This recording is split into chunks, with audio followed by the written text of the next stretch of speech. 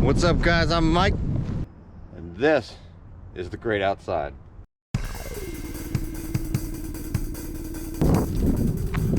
Welcome back to the channel, guys. If you're new here, please hit that subscribe button. Oh, she sees something. Today, we're making and using a penny can stove. Just 2 soda cans. That's it. And some cotton. Stick around. It's a nice rainy day here in Maryland. Good day to make some tea. I already had coffee this morning. I don't want to overdo my nerves. So, this is what we're talking about right here. I'm going to show you how to make it. Then we're going to come right back here and we're going to use it. See you in a minute. Okay, so here's what you're going to need. You need 2 cans. I do not represent Monster in any way, shape, or form. I just like them. So, and I like a little color. So you need those. I've got 2 that are pre-cut. I'll show you how to cut one right now. All you need to do is have a marker. I'm making mine a little bit thicker. So I'm just using my thumb. You can use something else, like, you know, you could use this if you want. And just spin it around, just like so. And then you have a nice clean mark, basically. My marker's not that great. You can see, you know, the line right here. And then I'm just going to use my knife. You can use a pair of scissors. This will get the rough edge.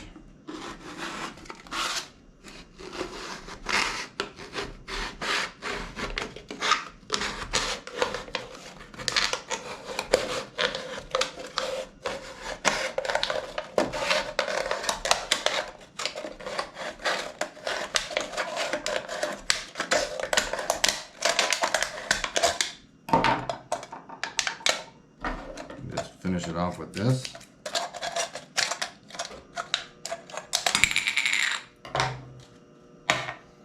Bam. Okay, so we got the purple. But I want mine a little thicker. I'm making one that holds significantly more so that I can make a 32-ounce coffee. So here we go. The bottom one, you want to make sure that it's perfect, because the bottom one is what's going to hold the liquid.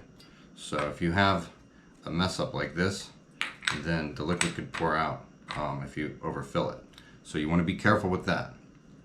So here we go. I have some fire resistant fiberglass here. It's used on a backing for torches and such. You don't have to use this. You can use cotton. Cotton will throw off a little smoke, and it will also burn eventually. So after 5 to 10 uses, you're going to need to make a new one. But what this does is keep the spillage, if you do have any, to a minimum. Okay, and also by doing it this way, I'm not going to have to push any of these in. If you need to, you can push this in a little bit. It's really not that hard to do. And that just makes sure that these two don't bump. Okay? So we got that in there. I probably should have done this first, so we'll do it this way. Pair of pliers. Now we're gonna go ahead and crimp this.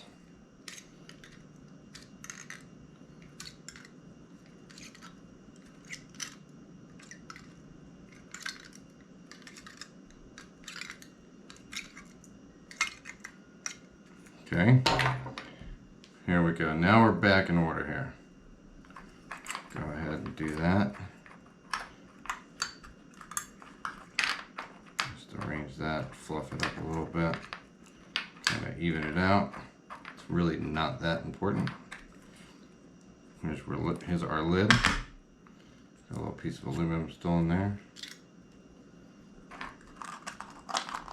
Now this is why you perforated it. Or not perforated, I'm sorry. This is why sorry. Alright. Now you can see why we did everything the way we did. Now, this is the cool part. You've got this little lip at the bottom. Okay, now yeah, it's sharp. You can use a little sandpaper and smooth it out if you like. I just grab something like this and just smooth it over. And that's going to hold it together pretty much permanently.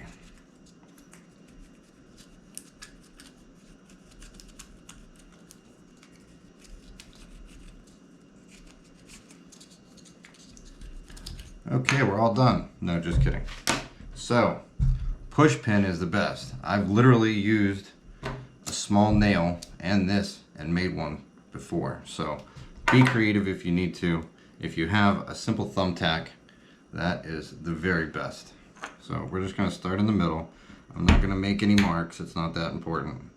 You want about 4 to 5, maybe even 6 or 7 holes here.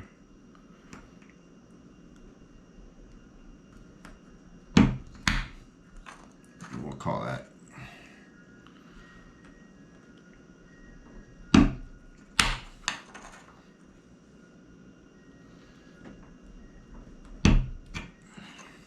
It's a little ugly, but we'll call that good.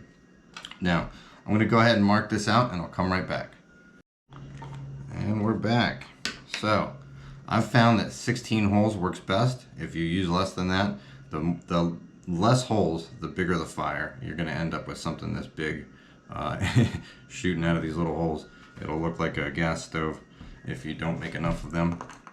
Again, push pin. Now these monster cans are a little bit thicker than regular soda cans, so it takes a little more work.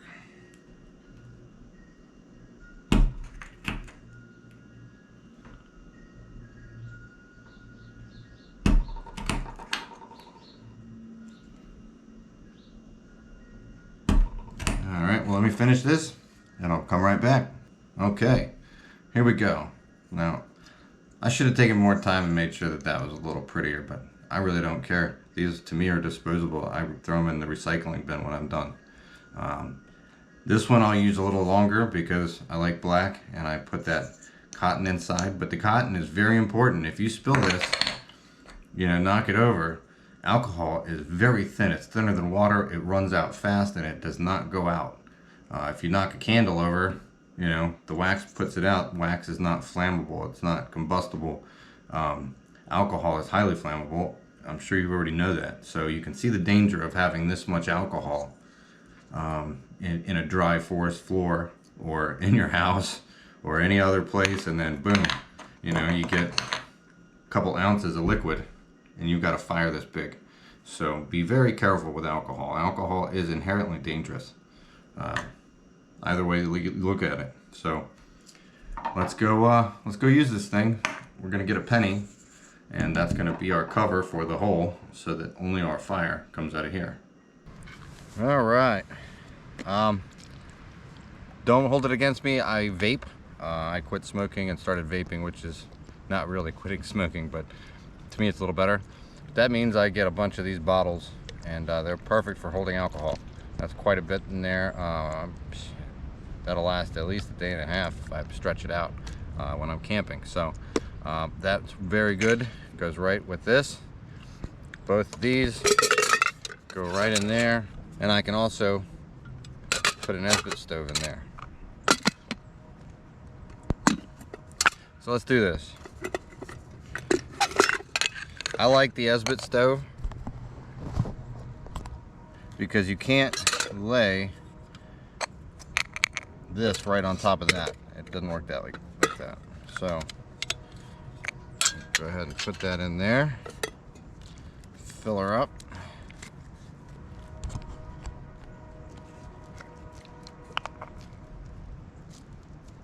This is the first use, so you can see it's, the alcohol is taking this off. Now this is 91% isopropyl alcohol. Ideally what you want to have is denatured alcohol.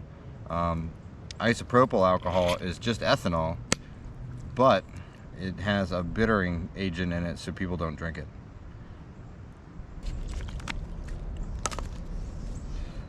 Flick my Bic. Better put these in first, huh? I love using this with the Esbit stove. Perfect. Let that get primed up a minute. You'll know when it's primed because the gas will start coming out of there. It heats up the alcohol inside and gasifies it, and it starts shooting out and creates positive pressure inside. Made that sound smart, didn't I? So you can already see it. There we go. About wham bam, thank you ma'am. Here we go. 32 ounces of water.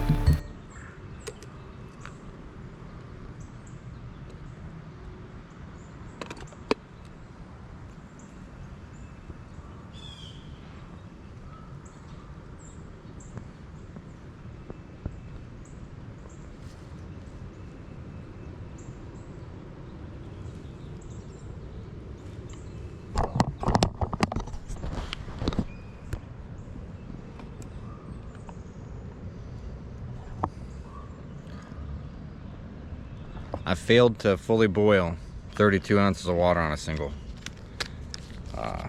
use. So it's hot enough to make tea, and it was pre-filtered water. So, you know, if you want 32 ounces or more, I guess you gotta go bigger.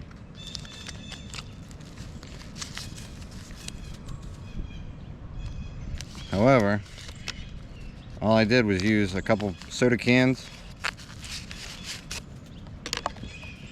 and some alcohol, and I'm teabagging.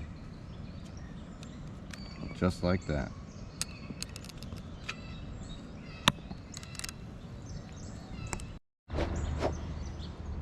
Now you can see there's quite a bit of residue. With denatured alcohol, you almost don't have any. That's because of the additive inside of the isopropyl alcohol. Isopropyl alcohol, even in the 70% will work, but that's even more smoke. I mean, the extra percentage, like this is 91%, which means 9% of it is something else, and that something else is creating soot or carbon, and that's what's going on there, and that's what's going to be going on here. But there you have it, soda can stove. Cheap, easy, light, small, convenient.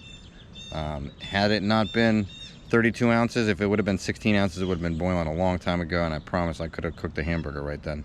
So to me, it's a total win. I use these all the time. This is definitely not my first one, and I'm positive that you could make one of these out in the wild if you really had to, like find a couple trash pop cans in a survival situation and make it with a pocket knife. I have no doubt that you could do that. So thank you for watching. Go outside. It's great out here. You won't regret it.